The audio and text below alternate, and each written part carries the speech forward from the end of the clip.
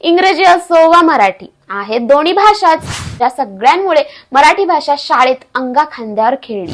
शाळा ही कारखाना असावी जिथे शिक्षक रूपी कारागीर नवीन रत्ने घडवायला हवी. आपण आपल्याच राज्यात मराठी बोलायला घाबरतो आणि लाजतो. माणसाची बौद्धिक पातळी तपासण्याचे ते माध्यम नाही.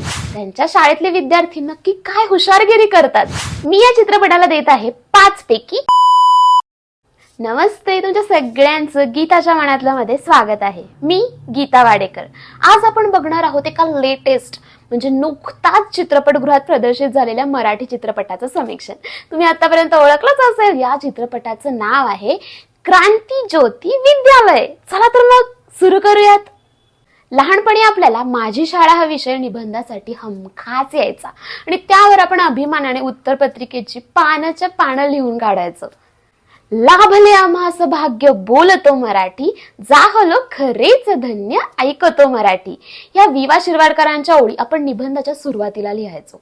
पण जर त्याच विषयावर आज आपल्याला बोलायला लावलं तर आपल्यातील काही जणांना आपल्या मराठी शाळेबद्दल बोलायला लाज वाटेल. अशी आपली मराठी भाषा अभिजात तर झाली खरी, पण आपल्या मराठी शाळांना मात्र कुलूप लावायची वेळ आली आहे.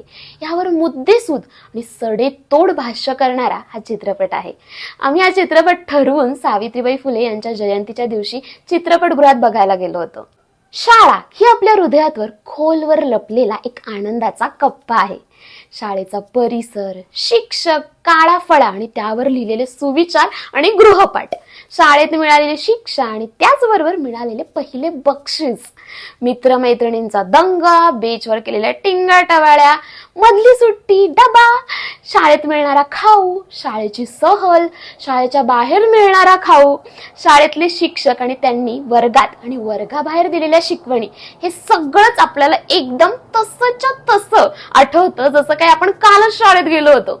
या चित्रपटात अशीच एक मराठी शाळा दाखवली आहे. तिचं नाव आहे क्रांती ज्योती विद्यालय, जे की या चित्रपटाचं नाव आहे. या शाळेत मोठमोठे व्यक्ती शिकलेले असतात, पण अचानक या शाळेला बंद करायची वेळ येते. पण असं का होतं? बाहेर देशात मराठी कार्यक्रम जोर जोरात ढोल वाजवून साजरे केले जातात, पण आपल्याच राज्यात मराठी शाळा बंद करायची वेळ आली आहे. ते रोखण्यासाठी काय करावं लागेल? क्रांती ज्योती शाळेतला म्हणजे या शाळेतला कल्पतरू कोण असतं? त्यांच्या शाळेतले विद्यार्थी नक्की काय हुशारगिरी करतात? त्यांची धमाल मस्ती हे सगळं जाणून घेण्यासाठी तुम्हाला चित्रपट नक्कीच बघावा लागेल. Excuse me. हो तुम्हीच. तुम्हाला जर गीताच्या मनातलं जाणून घ्यायचं असेल तर आजच माझ्या चॅनलला सबस्क्राईब करा आणि हो, बेल आयकॉन सुद्धा प्रेस करा. त्याच्यामुळे तुम्ही माझे व्हिडिओ कधीच चुकवणार नाही. तुम्ही मला सांगा बरं, भाषा निर्माण झाली कशी? हो, बरोबर, माणसाला एकमेकांशी संवाद साधण्यासाठी, जसं की मी आता तुमच्यासोबत संवाद साधतेय. इंग्रजी असो वा मराठी आहेत दोन्ही भाषाच. मग इंग्रजी भाषा चांगली आणि मराठी दुय्यम हा भेदभाव आला कुठून? आपण आपल्याच राज्यात मराठी बोलायला घाबरतो आणि लाजतो. या उलट स्थिती आपल्याला दक्षिण भारतात दिसते. ते त्यांच्या मातृभाषेशिवाय दुसरी भाषा वापरतच नाहीत.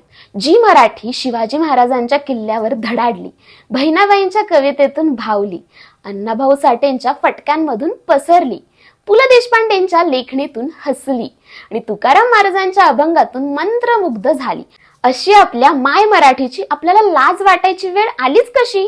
कारण आपण परभाषेच्या इतक्या प्रेमात पडलो आहे की आपल्याला कळलंच नाही की इंग्रजी बोलणे आणि समजणे हे एक कौशल्य आहे. माणसाची बौद्धिक पातळी तपासण्याचे ते माध्यम नाही. ती फक्त एक भाषा आहे आणि तिला बोलणे हे सर्वसाधारण कौशल्य आहे, बळजबरी नाही. आपण आपल्या आईची भाषा लाजून नाही तर ठासून बोलायला पाहिजे. हे खूप छान पद्धतीने शिर्के मास्तरांनी या चित्रपटात सांगितले आहे. आपल्या समोर जर कोणी थोडा वेळ तोडकं मोडकं जरी इंग्रजी बोललं तर त्याचं कौतुक केलं जातं. पण दुसरीकडे एक गावाकडील माणूस मराठी बोलताना त्याने चुकीचा उच्चार केला, उदाहरणार्थ न ला न म्हटलं किंवा न ला न म्हटलं, या चुका मी सुद्धा करते, किंवा त्याने त्याच्या गावाकडची प्रांतीय भाषा बोलली तर त्याची गंमत केली जाते, त्याची टिंगल केली जाते. अशाने त्याला त्याच्या मातृभाषेची लाज वाटू लागते. मराठी भाषा टिकवण्यासाठी तिच्या पोट भाषा न लाजता बोलणं गरजेचं आहे.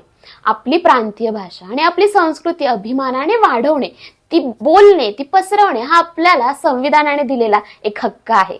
म्हणूनच कुसुमाग्रज म्हणतात की परभाषेतही व्हा पारंगत, ज्ञान साधना करा तरी. माय मराठी मरते तिकडे परकीचे पद चेपू नका. भाषा मरता देशही मरतो, संस्कृतीचाही दिवा विजे.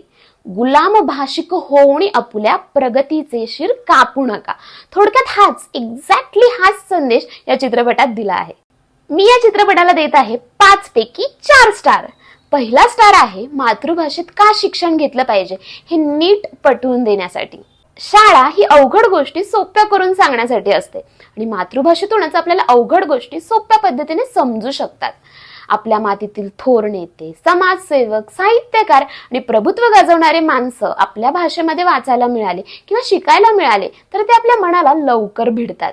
आपले गाव, राज्य आणि देश हा आपल्याला जवळचा वाटू लागतो. महत्वाचं म्हणजे घरी बोलली जाणारी भाषा आणि शिक्षण घेत असलेली भाषा एकच असेल तर वक्तृत्व सुधारते आणि शालेय वयात आत्मविश्वास वाढवण्यास मदत होते. आपली भाषा ही आपली आहे ही जाणीव आपल्याला शालेय वयापासून होते. मातृभाषेत शिक्षण घेतल्यामुळे आपल्यामध्ये समजूतदारपणा, आयुष्यामध्ये गरजेचे असलेले मूल्य आणि जिज्ञासू वृत्ती लहानपणीच आत्मसात करण्यास मदत होते. जो आपल्या मातृभाषेत अभिमानाने अचूक बोलू शकतो, आपले विचार ठामपणे मांडू शकतो, तोच आयुष्याच्या इतर क्षेत्रात ताठमानेने काम करू शकतो. कदाचित त्यांचे इंग्रजी जरा कच्चे असेल, पण इंग्रजी बोलणे हे कौशल्य समजून ते कधी पण आयुष्यात ते सुधारू शकतात. जसं आपण फ्रेंच, जर्मन अशा परप्रांतीय भाषा काही महिन्यातच आत्मसात करतो, अगदी तसं कदाचित त्याहूनही सोपं जाईल, कारण इंग्रजी आपल्याला बालवाडीपासून प्रत्येक शाळेमध्ये कंपल्सरी असणारी भाषा आहे. दुसरा स्टार दिला आहे मराठी शाळेची सद्यस्थिती पडद्यासमोर आणल्याबद्दल.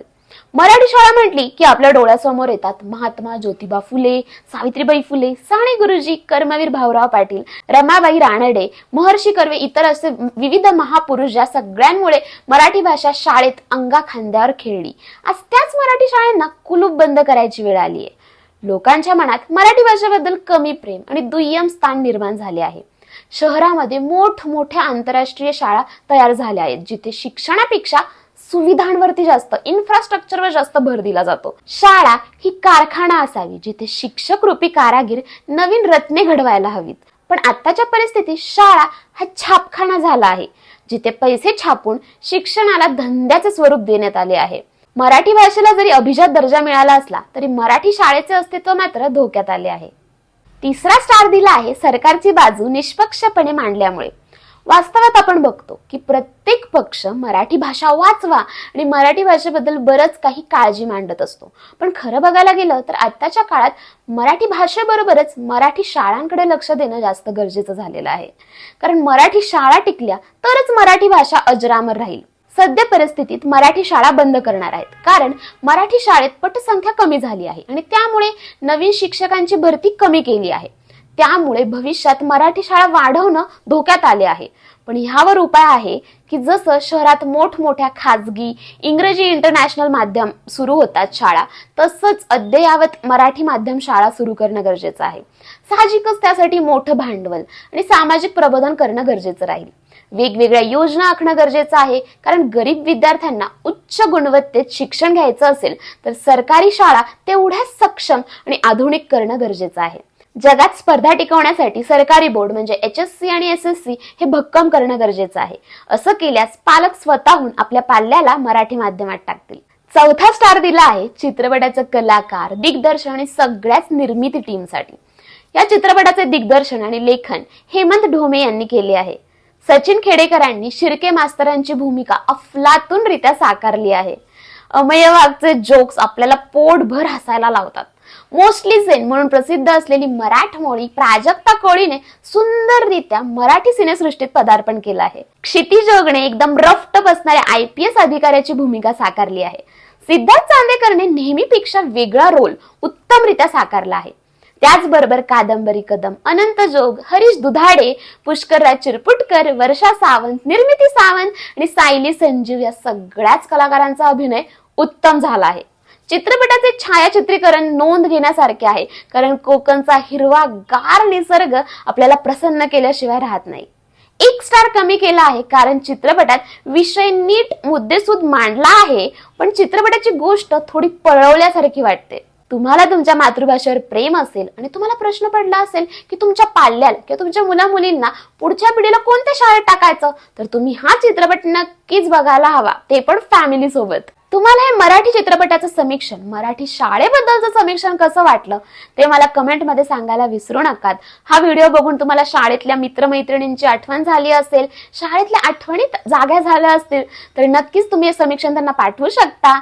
आणि त्याचबरोबर असेच नवनवीन व्हिडिओज जे की मराठी भाषेत आहेत ते तुम्हाला बघायला आवडत असतील तर आताच गीताच्या मनातलं या युट्यूब चॅनलला सबस्क्राईब करा. आणि हो, पुन्हा एकदा परत भेटूयात. तोपर्यंत बाय बाय.